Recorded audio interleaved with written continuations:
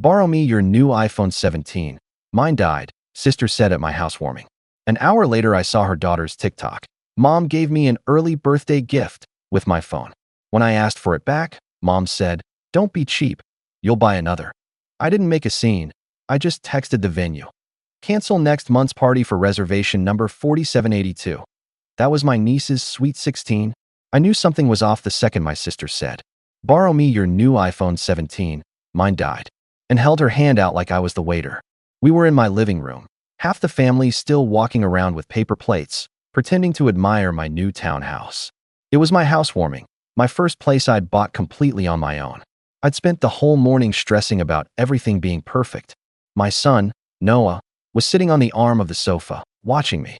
He's 13, quiet kid, cracked old phone with a spiderweb screen he never complains about. He'd been excited to help me film a little room reveal of his new bedroom on my brand new iPhone 17 later that night. My mom was right behind my sister, already rolling her eyes. "Come on, Mark," Mom said. "You know Amanda needs it more than you. Her phone's always acting up. Don't be petty. It's family." I should have said no.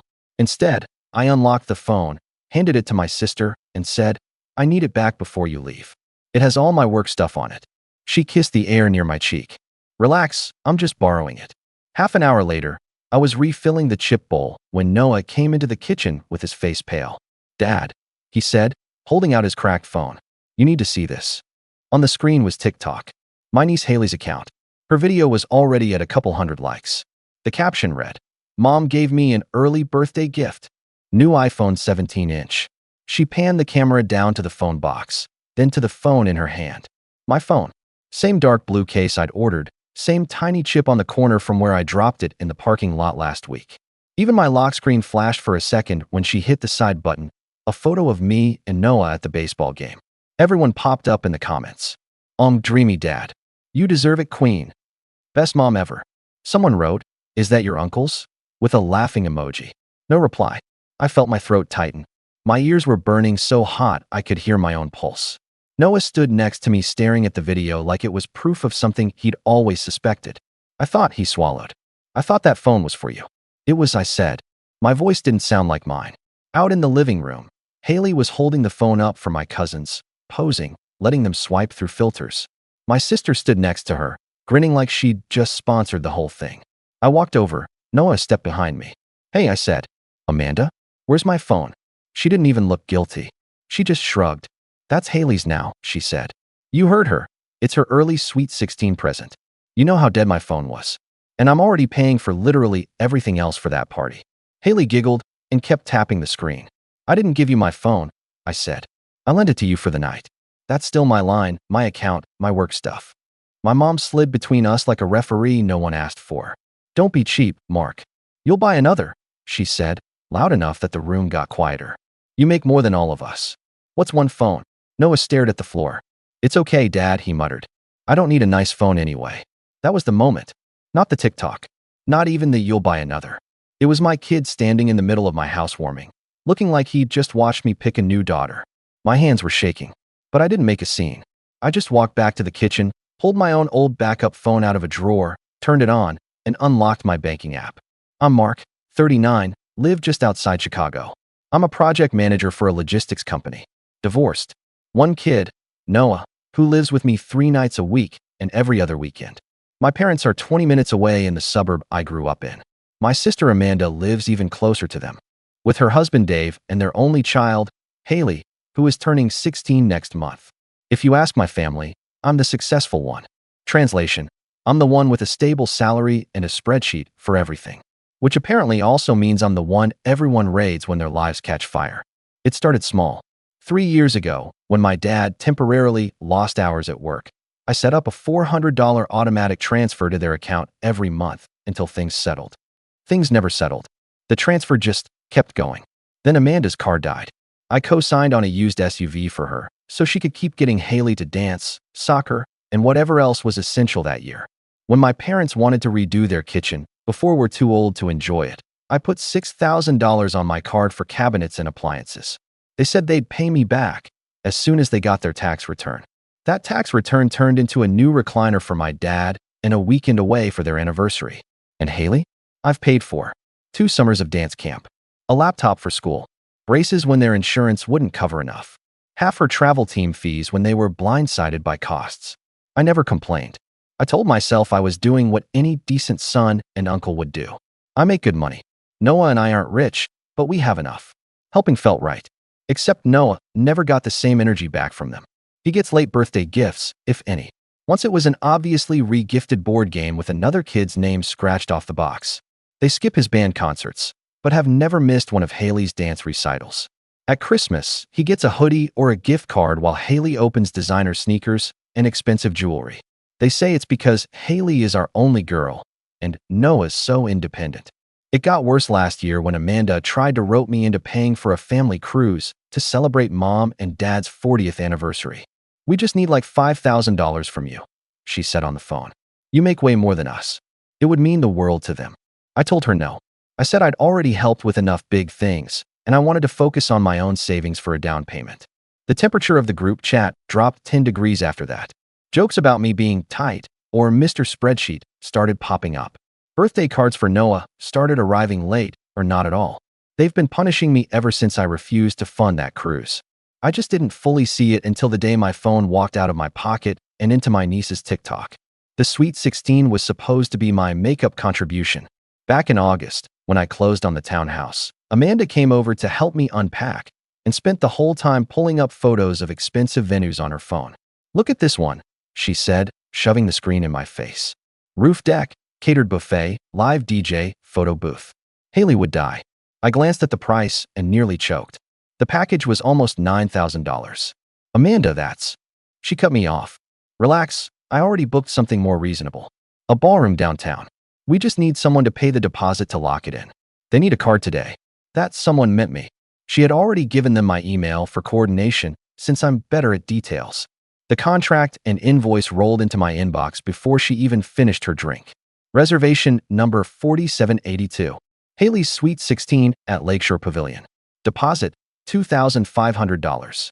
Remaining balance, $3,500 due 2 weeks before the event. I hesitated. Then I told myself I was choosing to do it. For Haley. For one nice thing. I paid the deposit. From that moment, I got every email from the venue. Menu options. DJ contracts. Photo booth upgrades. I dutifully forwarded everything to Amanda and my mom, who treated the whole thing like they'd planned and paid for it themselves. At Thanksgiving, my parents wouldn't stop talking about our big party for Haley. "Your sister is doing so much," Mom kept saying. "We're all pitching in where we can." I didn't point out that where we can meant my credit card and my inbox. So standing in my kitchen at my own housewarming, watching my niece claim my brand new phone as her early birthday present, it hit me. It wasn't about the phone. It was about the pattern. I'd paid for their bills, their remodel, the car, the braces, the party deposit, and they still felt entitled to take from me in my own house and call me cheap when I objected. They didn't think of it as stealing. In their minds, everything I owned was just potential family property, floating in a cloud above my head waiting to be claimed. And Noah? He was the afterthought. The kid who got the leftovers once everyone else was done. I looked through the doorway at him sitting alone on the bottom stair, scrolling that cracked screen with his thumb. His shoulders were hunched up around his ears like he was trying to make himself smaller. That was it. I wasn't going to yell at them in front of a room full of people who'd just watched my niece unbox my phone like it was hers. I wasn't going to fight with my mom about being cheap while she clinked her wine glass against Amanda's. I was going to make exactly one decision. With numbers. Quietly, I set my backup phone on the counter and pulled up the email thread from Lakeshore Pavilion. There it was, reservation number 4782, Haley Simmons, Suite 16, March 9th. Under that, my payment confirmation, my card digits, my name listed as primary contact. I scrolled down to the coordinator's number and typed out a text.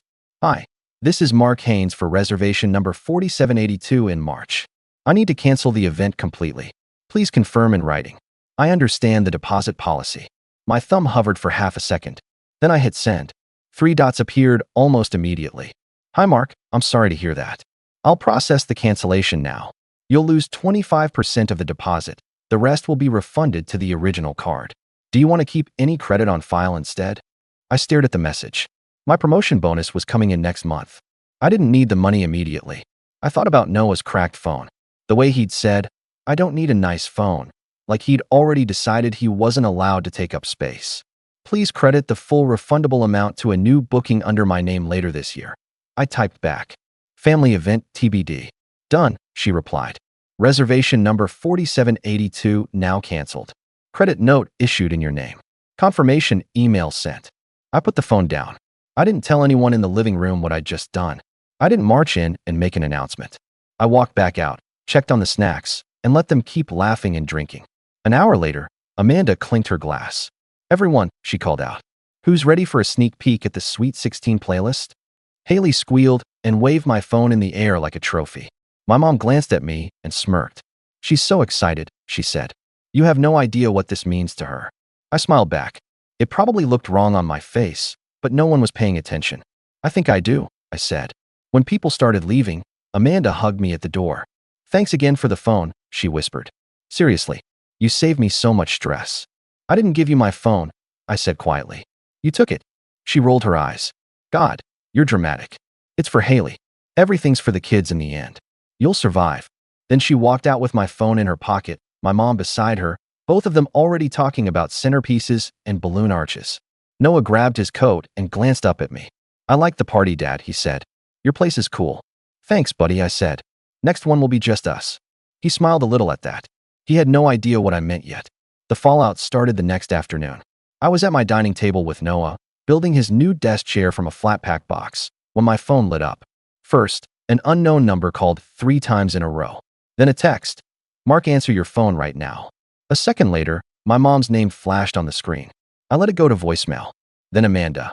Why would you cancel the venue? They just called me. What did you do?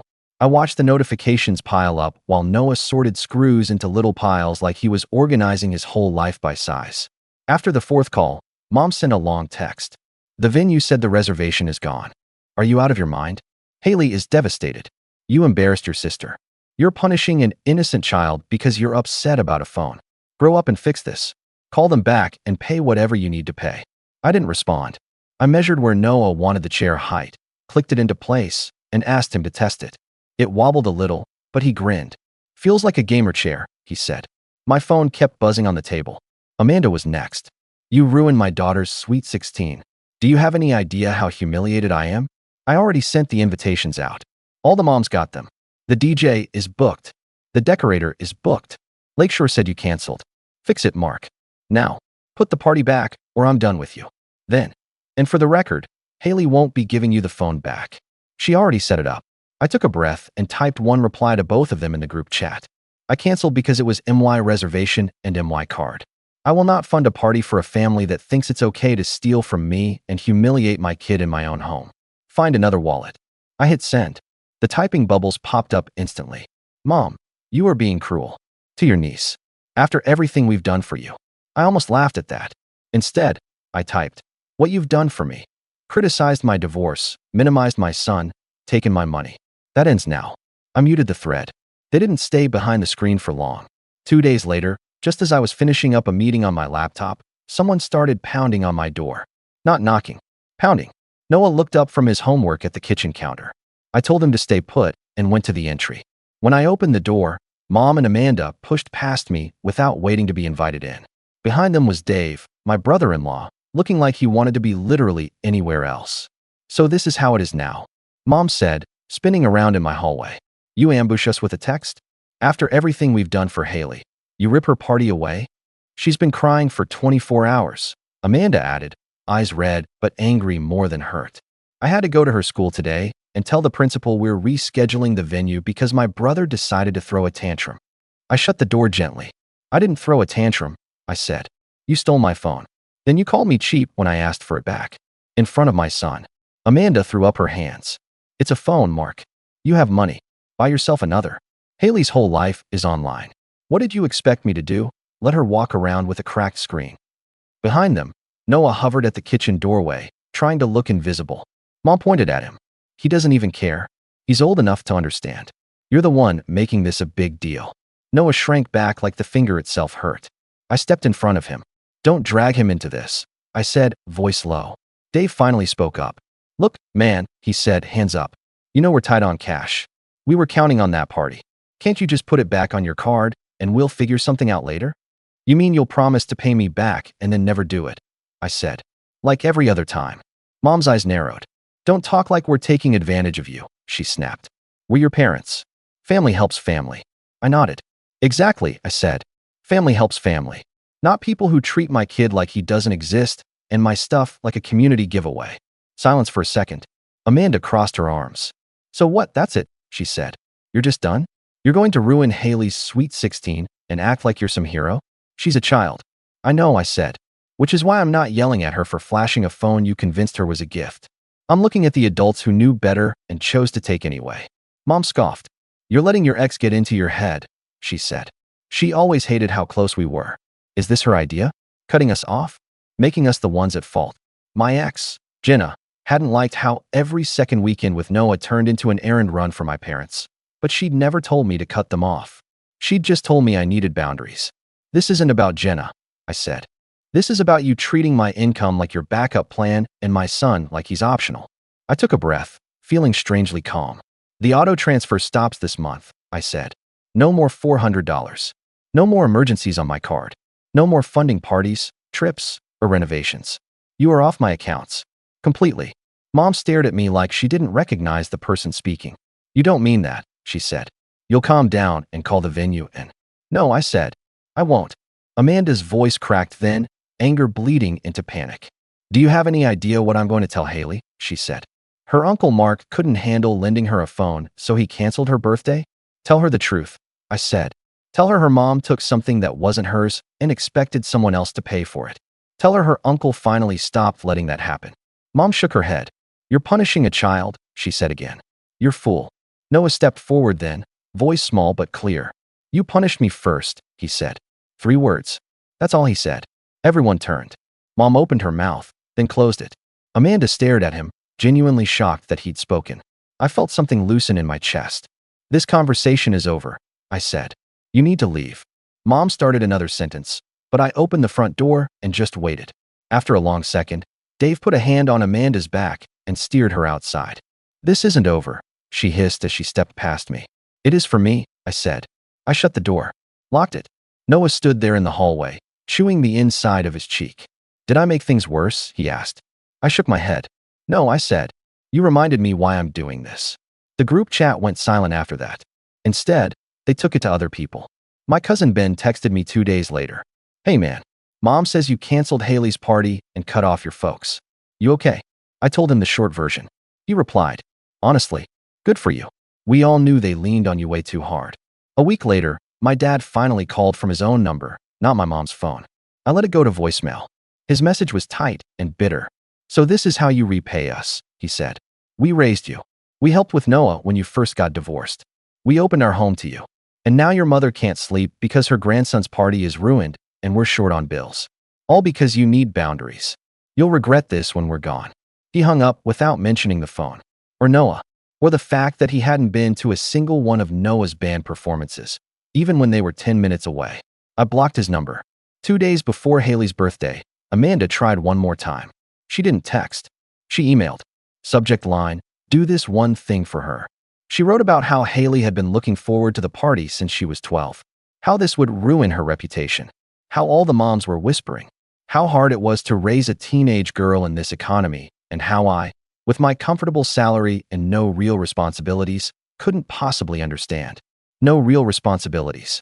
I read that part 3 times while Noah sat at the table doing algebra. I didn't reply. Instead, I clicked over to my travel rewards portal and used part of the Lakeshore credit and some points to book a long weekend in May for me and Noah at a small cabin by a lake a few hours away. Nothing fancy, just a place with a dock, kayaks, and no cell service strong enough for TikTok. When I got the confirmation, I printed it out and stuck it to the fridge with a magnet shaped like a guitar pick. What's that? Noah asked. Our trip, I said. Just you and me. Early summer. No parties we have to pay for, no one calling us cheap. He read it twice, then smiled in that shy way he has when he's happy but doesn't want to make a big deal of it. Can we bring my guitar? He asked. Definitely. Haley's sweet 16 came anyway, just not the way they'd planned. On the actual day, a Saturday, the weather was gray and slushy. I figured they'd scramble and do something at my parents' house. Pizza, cake, maybe a handful of her friends in the living room. No one invited us, of course. Noah and I had already planned our own thing. We called it Housewarming, Part 2. I grilled burgers on the little balcony even though it was cold. Noah hung up cheap string lights in his room and set up his old speaker. We made a playlist, his music, not some DJs. Around 3 p.m., there was a knock on the door. No pounding this time, just a normal knock. Noah looked at me. I sighed and went to open it, bracing for round 3 with my mother. But it wasn't my mom. It was Haley. She stood there in a simple hoodie and jeans, not a party dress. No makeup, hair in a messy bun. And in her hand, she was holding my iPhone 17. "Hey, Uncle Mark," she said, voice small. "Hey," I said, surprised. "Aren't you supposed to be at your party?" She shrugged one shoulder. "Mom's throwing something at Grandma's," she said. But I didn't want to go. She looked down at the phone. "I didn't know it was yours," she said. "She told me she bought it off a friend who upgraded." I don't know what I thought. But when I saw your lock screen in the video comments, I felt sick. She held the phone out to me. "I factory reset it myself," she said. "All my stuff's gone. It's yours." I took it. It felt heavier than it did a week ago. "Thanks," I said. "You didn't do anything wrong. You believed your mom." She looked over my shoulder at Noah, who was pretending not to eavesdrop.